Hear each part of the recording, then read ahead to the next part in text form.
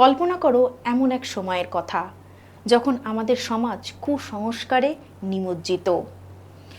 মেয়েদের পড়াশোনার কোনো অধিকারই নেই, ছোট ছোট মেয়েদের বিয়ে দিয়ে দেওয়া হয় এবং সমাজে চলছে সতীদাহের মতো কুপ্রথা।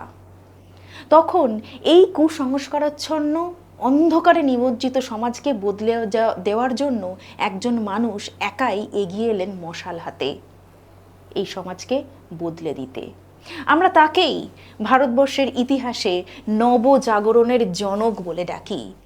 সেই মহান ব্যক্তিত্ব হলেন রাজা রামমোহন রায়, যিনি আধুনিক ভারতের স্থপতি এবং নবজাগরণের জনক।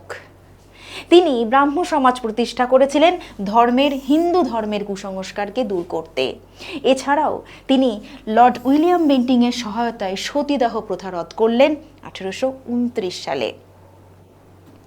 এবার তোমরা বলবে, কমেন্টে আমাকে কিন্তু উত্তরটা বলবে এই প্রশ্নের, যেখানে জানতে চাওয়া হচ্ছে মহাত্মা গান্ধী করেঙ্গে ইয়া মারেঙ্গে কোন আন্দোলনের সময় এই মহান উক্তিটি করেছিলেন। আমরা সবাই জানি গান্ধীজির কাছ থেকে আমরা বিভিন্ন আন্দোলন বিভিন্ন টাইমে পেয়েছি, কখনো অসহযোগ, কখনো অহিংস আন্দোলন, ভারত ছাড়ো আন্দোলন।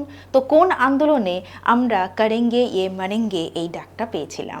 কমেন্টে জানাও।